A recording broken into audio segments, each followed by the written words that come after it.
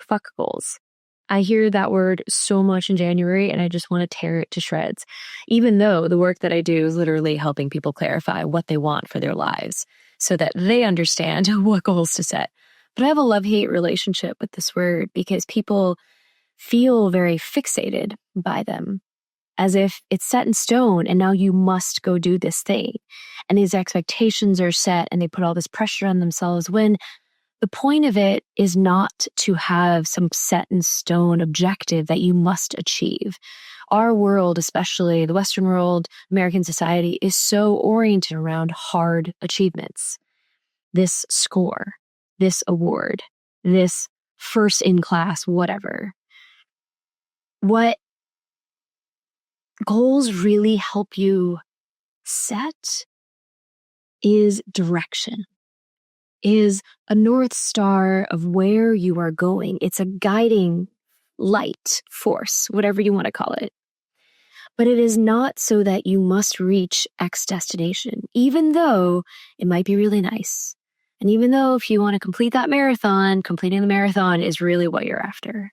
However, in the grand scheme of things, the point of going for the marathon is to train your body, to prove to yourself what you can do, to take yourself from maybe running 0 to running 26.2 miles, right? To show yourself the journey, the strength, the resilience, the mental toughness that you have. Those are all the things that we're fundamentally after, because when you cross the finish line, that is just a moment in time. Just like all the people who want to build a company so that they can sell it one day. All the people who want some accolade of becoming a millionaire or 10 millionaire so that they see this certain number in their account. That is a singular point in time. Think about how fleeting that is. It's a moment and then it's gone. And you're building all of this experience and effort and energy put into this one moment in time. And we put all this pressure on that one moment in time, it creates an unnecessary stress in your life. If that's how you think you operate at your best, by all means. However, most people do not function well under high duress and stress. But the journey, this is the cliche that we all know, right? That it's a journey, not the destination.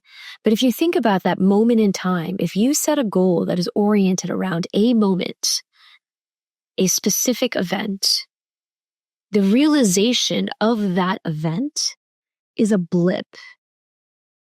It is, I don't even know, it's a millisecond. You might savor it a little bit before and after. That's longer than the millisecond. But what you're really building towards is just that one moment where the reality shifts to something different.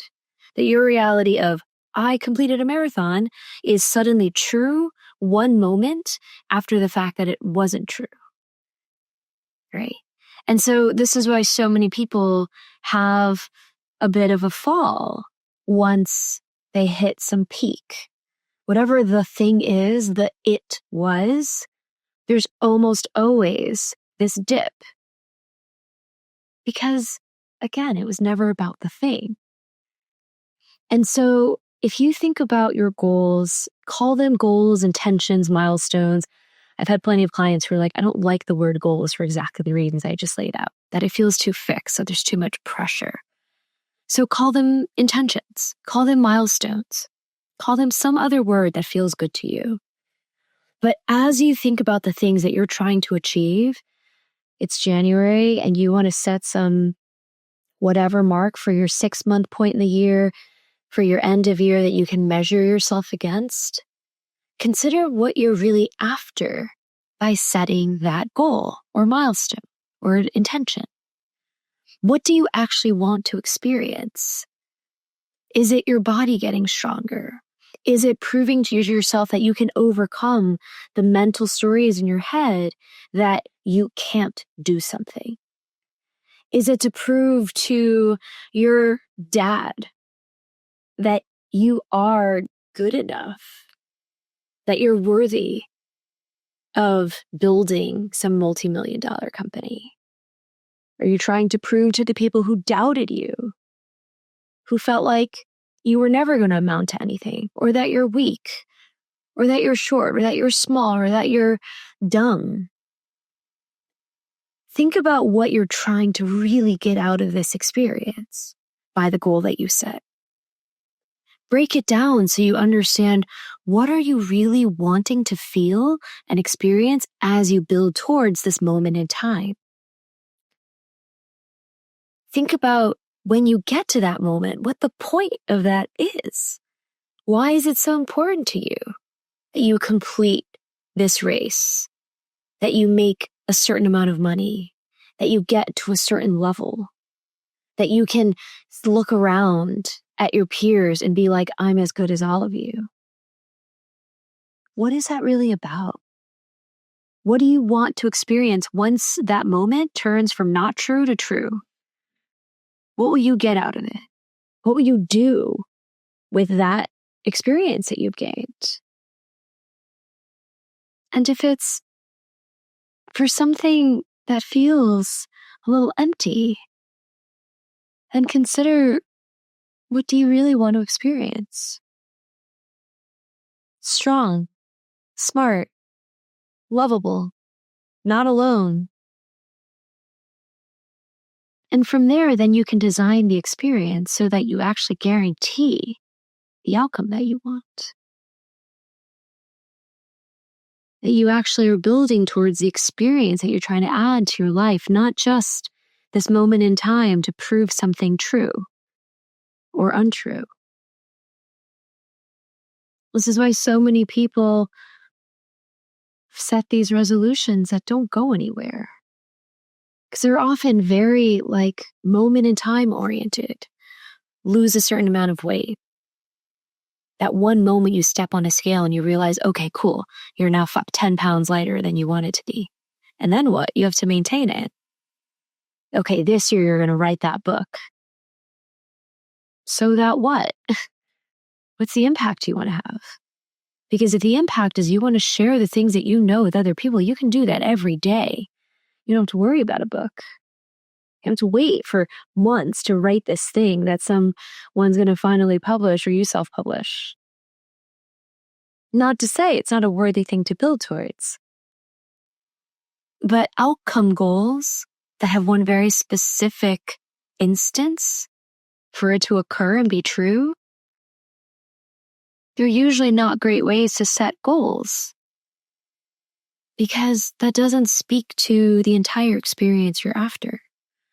Because if you can break it down, and let's say book writing, if you're trying to share what you know so that you can help people solve some problem in their life that was a really difficult thing for you to solve, and you get satisfaction from people solving that problem, you get satisfaction from getting feedback that people are like, wow, you really helped me do ABC, then you can tailor your journey along the way to already give yourself the experience that you're after. You don't have to wait until September or December when you publish this book. You can start building that experience right now. You can start thinking about your experiential goals, like the things I just listed. Those are experiential goals. Consider how you can already start to build that in your life. Consider how, in the course of you writing this book, you can already be cultivating that kind of dynamic and that kind of feedback with the people you want to share it with. How can you already start writing and sharing what you write before this thing comes out, this completed work? What about just little snippets? This is true of every experience. This is why people who are like, cool, you want to run 10 miles, start with around the block. You want to make $1 million, start with having some kind of saving system, right? Because having something big to aim for is not a bad thing. It's just trying to force ourselves into aiming for something big for the sake of it won't ultimately give you what you want. A lot of people say they want to do these grand things, and if you really talk to them, because they do this almost every day, if you really break down what they want, they're really fundamental human things. They want to connect with other people. They want to feel less alone. They want to prove that they're valuable, that they can achieve something great, that they're enough, that they're good enough, smart enough, fit enough, strong enough. That's what humans are really after. And of course, we still want to do things and achieve things. But don't put the achievement before your experience. And if you start with achievement, that's okay. But don't make that the only thing you aim for this year. Break it down into what you're really wanting to create in your life, how you want to feel, what you want to experience. So that as you go pursue this goal, this achievement, you're ensuring that you're already creating more fulfillment in your life on your way there. So you don't have to wait for this one moment to feel the impact and the benefit of you having gone down that path. The more you can understand what you're trying to create for yourself in this life on this path, the earlier you can get it. And often what people realize is how much they already have it. That the pursuit of this other thing is not going to create suddenly more joy in their life. That joy, first and foremost, comes from here, right? It comes from here. It comes from how you see the world. It comes from how you experience it. And so if you're still in that goal finding, setting phase, I really encourage you to think about your experiences. Some people might call it process, right? Building habits. We can talk about it in the context of habit building, productivity, efficiency, all those things. It relates as well. But all of those things speak to building in the day-to-day. How do you do just a little bit more every day? I just watched a video a few days ago of a guy who can plank for 30 minutes. And he was like, every day I have 5 seconds. So if you have some big thing that you think you want to go after, think about what you want to do day to day. Think about what you want to contribute and add to your life so that you can make sure you're incorporating it on a day-to-day basis. So that you can basically pull in closer to the now, the benefit of you achieving that goal. That you'll feel better about running twice around the block instead of just one. That you'll feel better about writing 100 words instead of just 70. That you'll feel better about making $1 instead of 0. That you'll feel better about your bank account increasing by $10 a week rather than going in the negative or just diminishing.